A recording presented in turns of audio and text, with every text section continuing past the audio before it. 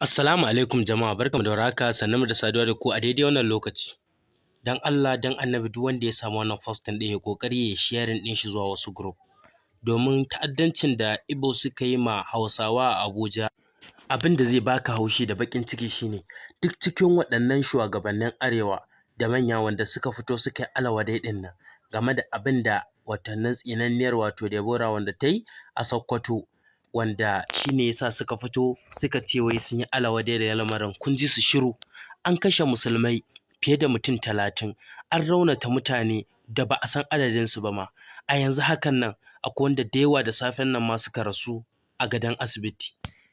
Amma abin da zai ba ku haushi da ban takaici shine har yanzu babu wani daga cikin shugabannin Arewa da ya fito ya magana. Yanzu kai tsaye kafin ku ji abin da ya faru ma na farko, tun farkon musabbabin rikicin har zuwa ƙarshen abin, ya kamata ku fara sauraron abin da su Iban suke faɗi a nan wurin. Inda suna magana akan wai su je su ɗibo bindigu. Kun faji su je su ɗibo bindigu. Sai ka ce wasu jami'an tsaro. See war. Omo, Jazz no word for this one, no. Jazz no word for this one.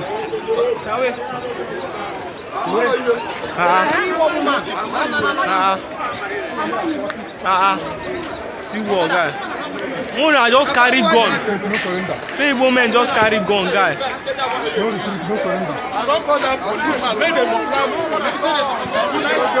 Muna just carry gun. Nan kuma bayan sun yi aika-aikan da suka yi ne, inda iya waɗanda aka iya kiyasan waɗanda suka kashe kenan mutum 30 da wani abu. Sannan sun raunata fiye da 50 ma, ba ma dai a san adadin wanda aka raunata ba su ma na ainihi. Din ko su sun ma gagara kiyasi. Amma wannan shine abin da ya tunzura al'ummar Hausawa har ta kai ga sun fara ƙona shagunansu a can ɗin. Yanzu nan za ku ji abin da ake faɗi a cikin wannan bidiyon kafin mu kawo muku wato cikakken bayani akan abin da ya faru. Da Allah ku yi ƙoƙari ku yi sharing ɗin wannan bidiyon. Domin lamarin ya zo da rainin wayo ne, suna ta canza yanayin abin da ya faru gaba ɗayan shi. Abin da ya faru daban, abin da suke faɗi daban. Cikin daji duk nan an kwashe mutane daga wata inna lillahi, ga wasu mutane can they've been shot. Oh my god, subhanallah. Ga mutane nan da yawa, duba ƙananan yara. Oh my god, they shot many people. Oh, the road is clear now, but people have been shot a lot. They abandoned those they shot. Sun watsa da sai ta mutum waɗanda suka harba. Motoci da yawa ga wata ita ma. Ina sarki musulmi, sarkin Sokoto, to ga fa abu ya faru. Ina a Sanatar Shehu Sani Kaduna, ina Atiku Abubakar, ina Sheikh Balalau, sannan kuma da duk wanda suka nuna alhininsu da alawadai na lokacin kisan Dibora akan ta'addancin da ta yi. Yau an waye gari ƙabilar Igbo suna kashe Hausawa babu gaira babu dalili akan abin da ba wai ya ma faru ba ne bisa wai rigima ko wani abu. Ƙaran kwana da tsautsayi shi ya kawo al'amarin. Ga mafarin rigiman tun farko. Wata inyamura ne ta zo ta samu ɗan acaɓa wanda ya kasance Bahaushe. Sannan ta buƙaci ya kai ta inda take son su je tare. Suna cikin tafiyansu sai aka samu hatsari da motan da ke ɗauko gas, babban mota. Bayan an samu hatsari sai ya zamana cewa bayan hatsarin duk da ya kasance shi ɗan acaɓan shi ma ya raunata sosai. To amma kuma ita wato waɗannan wato ƙabilan inyamuran wanda ya ɗauko ta, ita kuma wato lamarin ya kai ga hakkanta ya fashe ta mutu. A take a gurin sai mutane suka taru suka yi cincirindo, da ƙabilun da ke wurin suka zo, da suka bi wato sababin abin da ya faru na hatsarin, sai suka gane cewa ai ƴar uwansu ce wato inyamura ita ce ta mutu. Don haka sai suka fara ihu. Bayan mutuwar tata da mutane suka zo suka taru a wurin, sai ƙabilu wanda suke wurin wato na Igbo suka zo.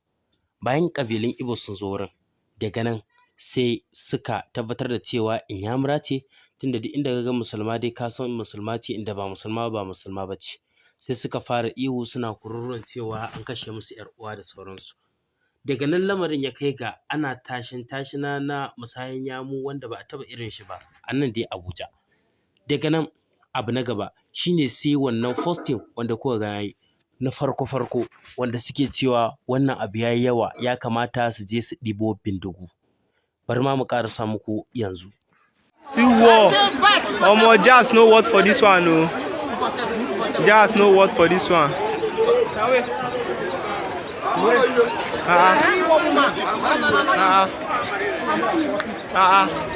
See war, guy. Muna just carry gun. Hey, woman just carry gun, guy.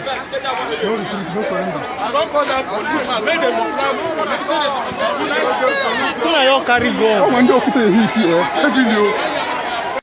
Daga nan sai suka juya abin ya koma faɗan ƙabilanci wanda suke neman su wato tado da biyafara. Daga nan suka fara wato harbe-harbe da bindigu suna kashe mutane na gudu. Hausawa wato 'yan arewa su suke kashewa. Bayan sun fito da bindigu sun zo suna ta kashe-kashen mutane. Bayan sun yi ɓarna iya ɓarna. Akwai wani masallacin Abu Huraira ma inda suka je sai kashe mutum 2 a cikin masallacin, inda suka raunata mutane bila addi.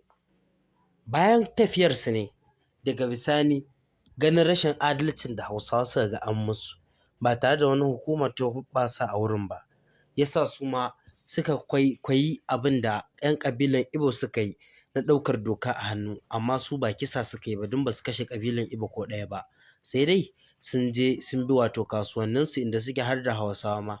Kasancewar kasuwa ce wanda ta haɗa Hausawa da Inyamurai amma su sun fi yawa, sai Hausawa suka yi kan mai uwa da wabi suka ƙona shaguna da dama a wajen nan. Wannan shine gaskiyan abin da ya faru, amma akasin haka ake ta yaɗawa. In dai ka je ana magana akan adalci ko alawadai, to al'umman Hausawa su ne aka wato taɓa, ko kuma a'a su ne suka ga rashin adalcin yayi yawa suka taɓa, sai kaga an zo ana alawadai. Amma idan su aka kashe aka cuta, za ka ji manyan arewanmu sun yi ƙus. Ku duba ku ga lokacin da aka kashe wancan tsinanniyar mace guda ɗaya, mace ba ma namiji ba, guda ɗaya kuma laifi ma ta yi ja. Da aka kashe ta, shugabannin arewa kafin ka ce ofa sun fito suna ta alawadai suna surutansu. Baitin lamarin ya zo da fahimtar mutane sosai, an cire magana aƙida da komai, an fuskanci gaskiya da gaskiya. Da abin da shugabannin nan za su yi masu ya wuce hakan muni, domin har yanzu ba a sako su ba.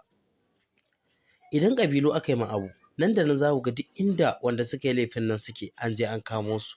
Amma idan Hausawa aka yi ma, shiru za ka ji, ba wanda zai magana balle bin kadi, saboda mu ba a ɗauke mu a matsayin rayuka ba.